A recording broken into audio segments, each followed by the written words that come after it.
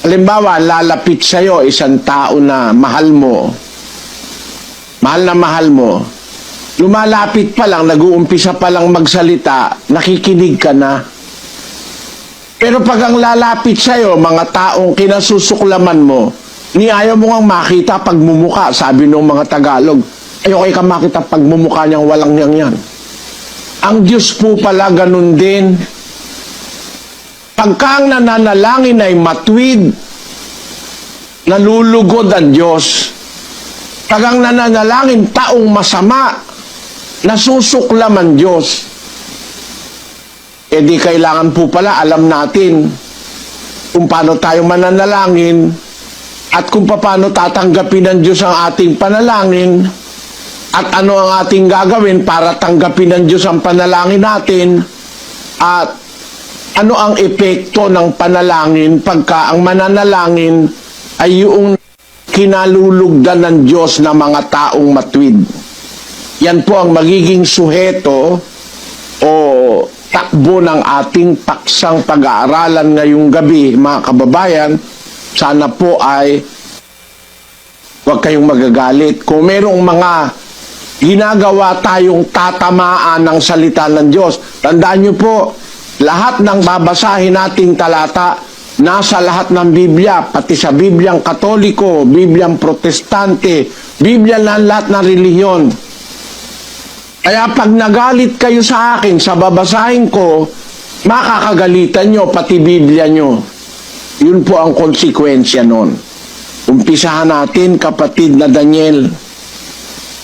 Ang atin pong tanong, paano ba ang matwid na panalangin doktrina ni Kristo? Paano po yung matwid na panalangin? Yung panalangin tama, yung panalangin appropriate, yung panalangin o dasal na ayon sa salita ng Diyos. Basahin po natin ang 6:7 ng Mateo hanggang 8. At sa pananalangin ninyo ay huwag ninyong gamitin ang walang kabuluhang paulit-ulit na gaya ng ginagawa ng mga hentil, sapagkat iniisip nilang dahil sa kanilang maraming kasasalita ay didinggin sila. Huwag nga kayong magsigaya sa kanila, sapagkat talastas ng inyong Ama ang mga bagay na inyong kinakailangan bago ninyo hingin sa Kanya. Ayan, ang liwanag po ng sagot ng Panginoong Hesus na ating guro o maestro. Sabi ng Panginoong Hesus sa mga unang Kristiyano, sa pananalangin ninyo o sa pagdadasal ninyo, huwag niyong gagamitin yung walang kabuluhang paulit-ulit.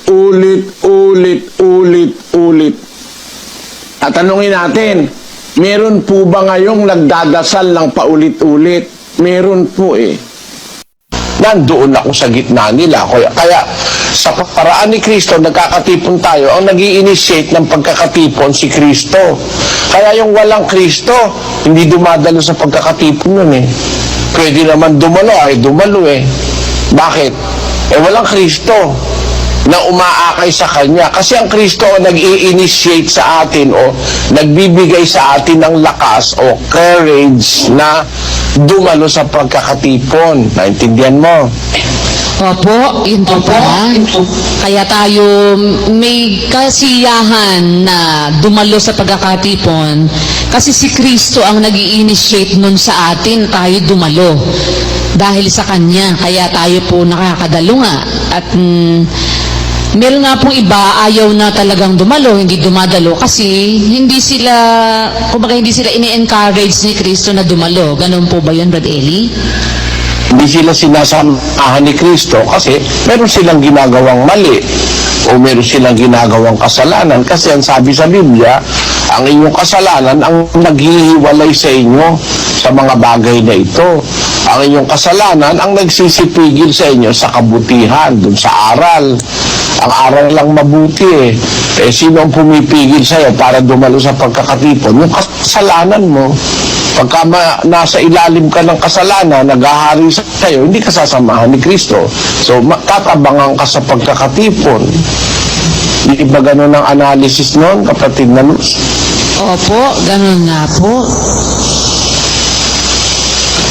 Ang kailangan para maganap yung magkaisa tayo, no? At samahan tayo ng Kristo sa pagkakatipon, kailangan makaisang isip niya tayo. Kaya ang sabi ni Pablo, magkaroon kayo ng pag-iisip na gaya ng kay Kristo. Ito'y na kay Kristo Jesus din naman. Kung ano yung isip ni Kristo, yun din ang dapat maging isip natin. Pagka nagkaisa-isa tayo ng kaisipan, kagaya ng kaisipan ni Kristo, sasamahan niya tayo sa pagkakatipon. Yun ang punto. Ang tanong natin ngayon, ano ba yung kaisipan ni Kristo? Na dapat yun din ang kaisipan natin.